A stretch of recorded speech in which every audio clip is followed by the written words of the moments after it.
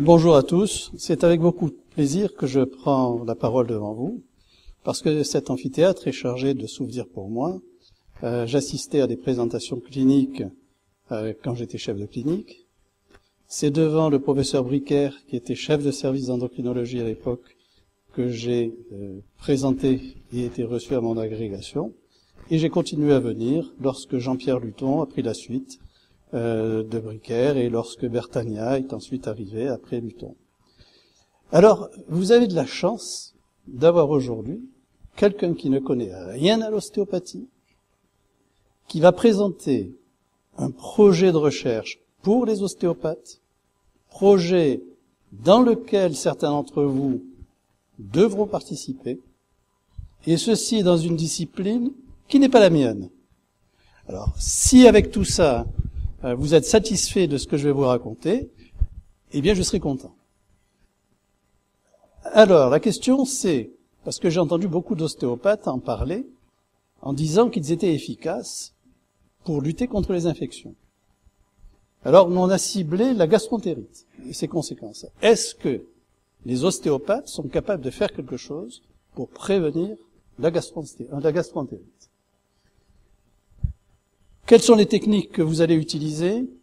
La plupart de ce que j'ai retrouvé dans la littérature, parce que je me suis basé sur ce qu'il y avait dans la littérature, et puis sur les données épidémiologiques, la plupart des techniques se sont basées sur un aphorisme de votre père fondateur, Steele, qui disait qu'en frappant, on frappe à la source de la vie et de la mort quand on va au vaisseau lymphatique. Alors, toutes les techniques utilisées ont été destinées à stimuler le système immunitaire par l'intermédiaire de la lymphe et des vaisseaux lymphatiques. Alors, on retrouve dans la littérature un certain nombre de choses qui n'ont pratiquement jamais été prouvées. Alors, il y a eu, c'est vrai, des observations de réduction, par exemple, pendant la grande épidémie de grippe en 17-18, réduction de la mortalité. On peut retrouver une diminution de la durée d'hospitalisation chez des personnes âgées quand on les traite en ostéopathie. Mais ça reste du flou un peu artistique. Il faut se baser peut-être sur des recherches pratiquées chez les animaux pour avoir une approche peut-être un peu plus précise. Alors, les TPL, c'est les traitements par pompage lymphatique. Vous savez ce que c'est, moi je ne sais pas ce que c'est. Toujours est-il que c'est ce qui est préconisé pour stimuler les défenses immunitaires. Alors, il y a toute une série de travaux, mais moi j'ai surtout retenu, parmi eux, les travaux de Madame Hodge, qui est titulaire d'un doctorat en immunologie d'une part, et aussi en épidémiologie. Et voici un peu ce qu'elle avait proposé. Donc elle prend des rats qu'elle infecte, et puis 3 groupes. Un groupe contrôle, on ne fait rien. Un groupe placebo. Alors là, il y a eu des discussions ce matin pour m'expliquer ce qu'est le traitement placebo en ostéopathie. Et un traitement vraiment d'un groupe traité. Et qu'est-ce qu'on observe dans ces résultats? Alors vous pouvez le voir, c'est la colonne de droite. Quand on traite ces animaux, le nombre de colonies qui ont infecté les animaux est nettement ou significativement diminué par rapport au groupe contrôle et au groupe placebo. Et tout ceci grâce à quoi? À une majoration de toutes les populations cellulaires, leucocytaires, qui entrent dans la défense immunitaire. Qu'il s'agisse des macrophages, des natural killers, des lymphocytes B, des lymphocytes T4 ou des lymphocytes T8. Tout est augmenté quand on traite par rapport aux autres populations cellulaires. Autrement dit, on sait que on est capable en ostéopathie, au moins chez le rat. Est-ce qu'on peut le transposer aux êtres humains? On a une action. Eh bien, très récemment, donc je veux pas les conclusions, je vous les ai données. Il y a eu une publication américaine, là aussi, qui est sortie sur des volontaires humains, et là aussi, on les traite, ou bien on prend un groupe non traité, et on dose un certain nombre de données biologiques concernant l'inflammation, la défense immunitaire, et il en ressort que le traitement ostéopathique par manipulation est capable de stimuler là aussi, en particulier les cytokines leucocytaires circulants. Alors, les données épidémiologiques, pourquoi est-ce qu'on s'est focalisé sur la gastroentérite? Tout simplement parce que c'est une entité qui est bien précise et surtout qui est surveillée. Et parce que ces gastroentérites sont génératrices d'absentéisme à l'école, de journées d'arrêt de travail chez les parents des enfants qui sont affectés. Et quand il y a une épidémie, quand une école est touchée, 50% des enfants sont touchés, alors que les parents le sont beaucoup moins. Et ça, c'est assez important.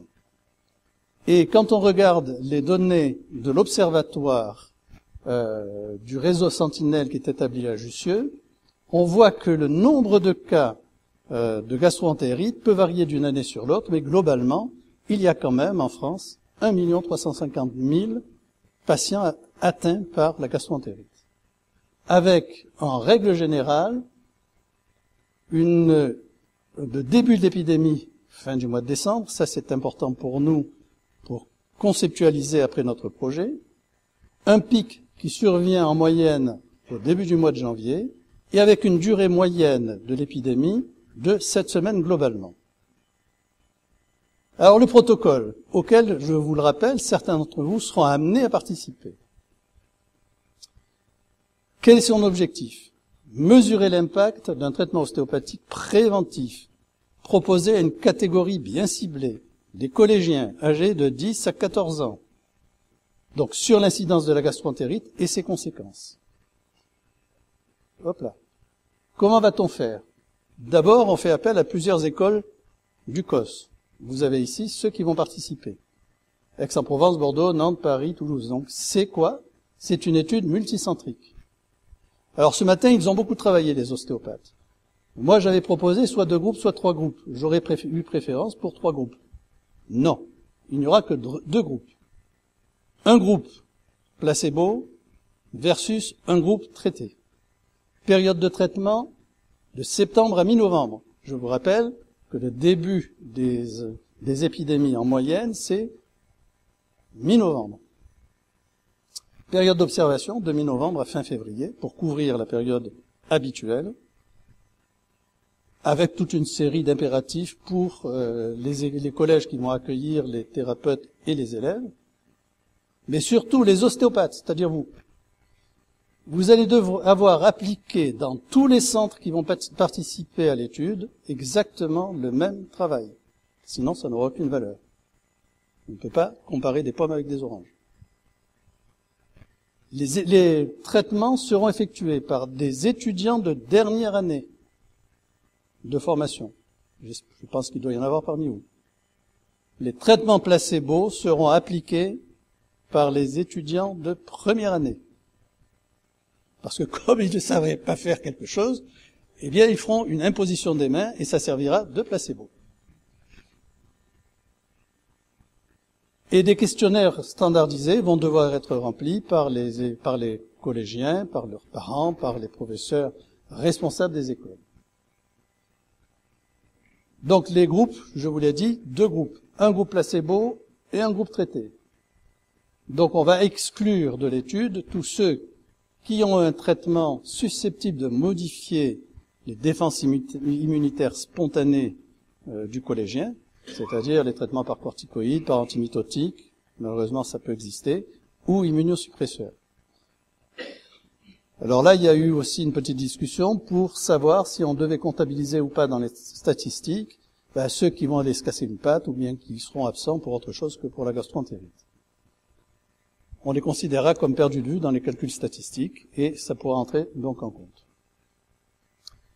Qu'est-ce que c'est que la gastroentérite? Il faut avoir de la diarrhée. Qu'est-ce que c'est de la diarrhée? Facile, plus de 3 selles par jour. Associé à des vomissements ou à des nausées ou à de la fièvre ou à des douleurs abdominales. Mais il faut au moins 2 paramètres pour que le collégien soit considéré comme infecté. Les critères de jugement, le taux d'incidence du premier épisode de gastroentérite, et après, les critères de jugement secondaire, nombre moyen de gastroentérite dans chacun des groupes, nombre moyen de consultations médicales liées à la gastro-entérite, nombre moyen de jours d'absentéisme scolaire, tout ça doit être pris en compte. Pour les analyses statistiques, vous êtes aussi probablement, puisque vous êtes en pleine période de formation, vous devez très bien connaître les statistiques. L'analyse de survie de Kaplan-Meier sur le risque d'apparition d'une gastro-entérite. Le modèle de Cox pour évaluer l'effet intervention sur le risque instantané de primo-infection. Et une analyse non paramétrique pour comparer les différentes moyennes des critères secondaires. Voilà à peu près comment ça va être évalué.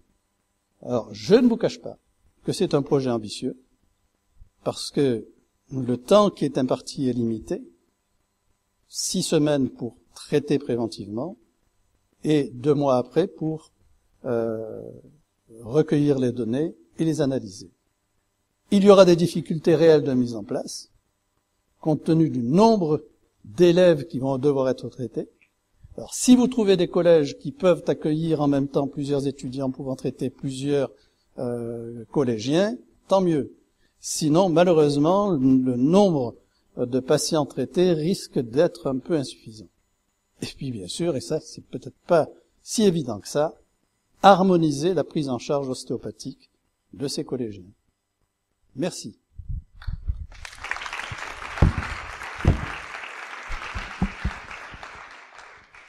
Merci, professeur.